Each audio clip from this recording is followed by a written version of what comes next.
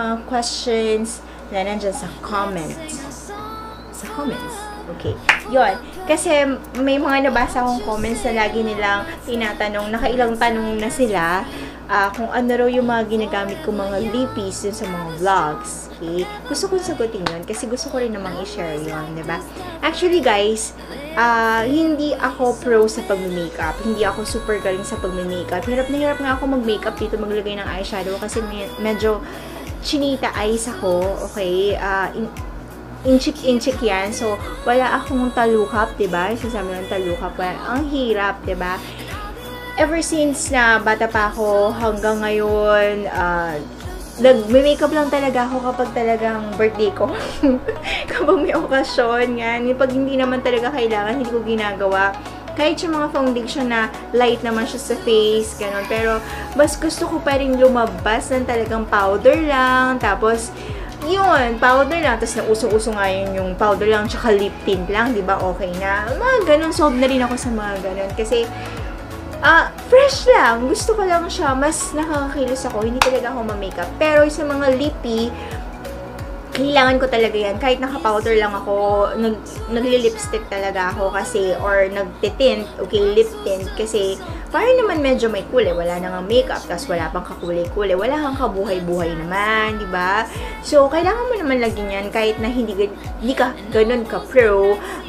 Gawin mo namang blooming yung sarili mo. Siyempre, what if nakasalubong mo yung ex mo, o tapos losyang ka na, di walay. Diba? Sasabihin, tama lang, hiniwalayan ka niya. Ganon. Tama niya mga ex-ex na yan, at na-ex-convict na sila. Okay, past is past. Yes, move on. Okay, for the future. Alright, so, marami ako mga lippy. Okay, marami ako mga lipstick na ginagamit. Isang ganun siya, yung mga lalagyan ng mga lipstick.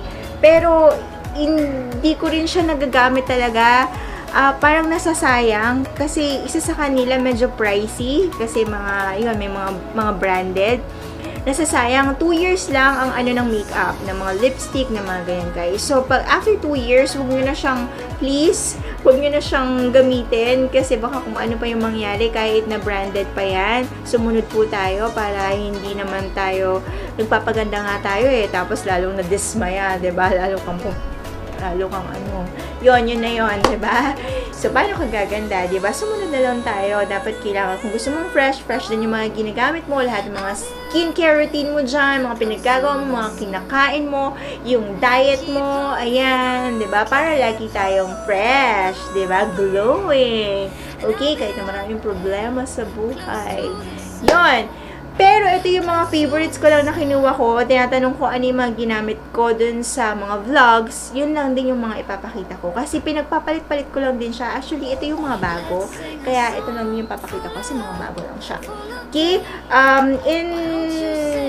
Infallible. Okay. Yun, infallible. This one. Okay, this is L'Oreal. Okay, I'm using L'Oreal. It's red.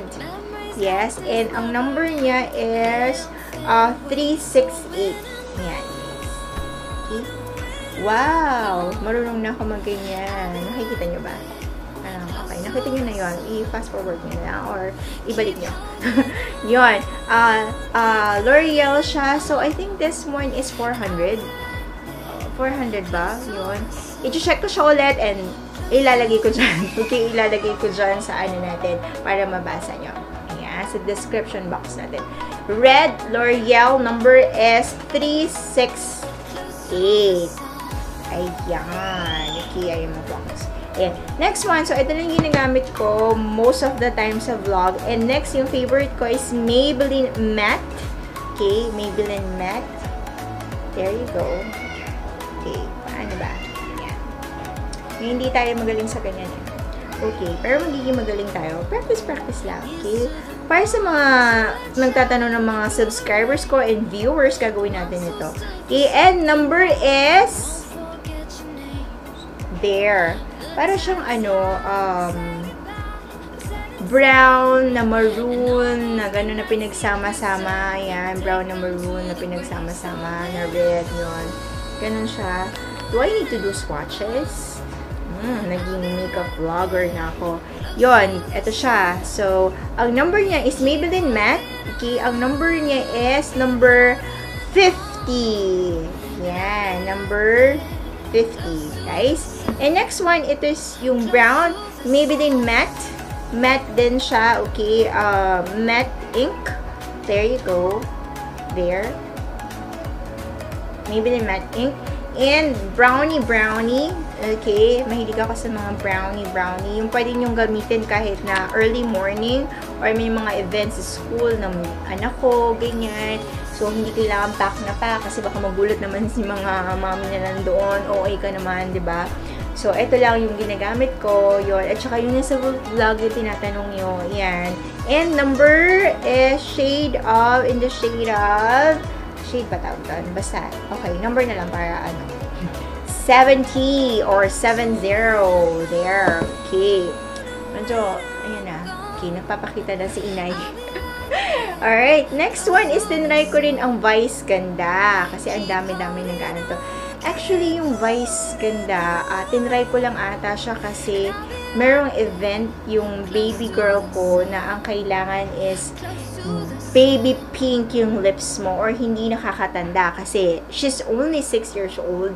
Yun, kaya binili ko ito. This is yung Maybelline Matte ink pala. Ito mga Maybelline Matte is 299. So, this is 299 is 300.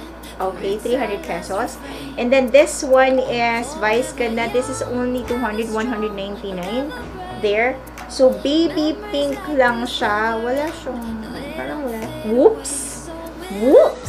Yan, whoops yung, niya, pangalan niya. Okay. And then, pink to pink. Pwede siya sa, yan. Pwede siya pang everyday. Okay. Yan. Etong mga to, ang mga favorite ko, recent na ginagamit ko sa mga vlogs, yung paulit-ulit lang siya. Ang ginagawa ko lang is, lagi ko lang siyang pinag-mix-mix. So, itong brown, okay, nilalagyan ko siya nitong Vice Ganda na baby pink. Ayan. Or iniilalim ko siya or minsan sa ibabaw siya. Yun. And then, ito naman parang maroon na Maybelline ink matte is nilalagyan ko siya ng red nitong L'Oreal. Yan, itong L'Oreal, yung Infallible. Yan, English teacher. Okay, na ito, minsan ito sa ilalim, ito minsan naman sa ibabaw, or ito naman, ito, right now, ang ginagamit ko itong maroon na number, Maybelline Matte ink is number 50. Ginamit ko siya sa ilalim, and then sa ibabaw naman, itong Vice. Yan, itong Vice na baby pink. Yun naman yung nasa ibabaw niya. Ganun-ganun mo lang. Lahat sila matte. Okay? Lahat sila matte, guys. So, and, hanggang gabi ko na ata ito. Kasi, di ba, nag-work ko. So, hanggang gabi, kung hindi ka pa nakapag-wash, or kung kumain ka na, ganyan, kahit uminom ka ng tubig, is, transfer proof siya. Hindi siya nagta-transfer. Okay? Yan. Gusto kong i-kiss. Hold ulit. Okay. Hindi siya nagta-transfer. And then, ayan. Hindi rin siya sticky. Very light din siya kahit na inibabawan ko na nito. Kahit na minix-mix ko na siya para makuha mo yung gusto mo talagang shade. Yun, bahala ka kung ano yung mga lipstick mo pa dyan na gusto mo i-mix-mix match para makuha mo hanggang sa makuha mo yung shades na gusto mo. So, yun ang kaya ko siya gusto kasi hindi siya nagta-transfer, kahit uminom ka, yan, walang bakas na ininuman mo yung kape ng katabi mo, diba? Walang ebidensya. Yun. So, yun, hindi siya nagta-transfer, tapos hindi siya din siya sticky. Tapos, hanggang mamaya siya, kung talagang dead tired ka na, higa ka lang ganyan, hindi ka na nakapag which is yung gagawin, kailangan meron kayong night skincare. Okay? Hindi mo siya na-wash or kumain ka ng kumain, ganyan, nandyan pa rin siya. Yes. Actually, hanggang 6 hours walang retouch, nandyan talaga siya. So, sa work ko na ang daming student, talagang sunod-sunod yung mga students ko sa online teaching. hindi ako makapag-retouch. So, ito lang yung ginagamit ko mga lipis na hanggang mamaya na to, hanggang mamayang class ko na mula umaga hanggang mamaya kumain, uminom ng kape. Yan, huwag ka naman sobrang uminom ng kape. Ginaganyan mo na yung kape dyan, diba? Para namang ano yun. Siyempre, matatanggal naman yun. Doon ka mag-retouch. Pero, as in talagang long wearing talaga siya. Yun, maganda talaga siya. Alright, so, and hindi siya ganun kamahalan. This is only, I think this is more pricey than this one. 399, mga ganon. And then this one, Maybelline is only 299, so it's 300. And this one is 199 if I'm not mistaken. So, yun, ilalagay ko naman dyan sa baba ulit yung description. Alright, guys? So, yun, nasagot ko na ang mga questions niyo. I hope you like this video. Please click like and subscribe, share, and don't forget to click the bell button para update kayo sa ating mga next vlog. Thank you guys for watching Chris channel, and again, kita-kits ulit tayo. Godspeed!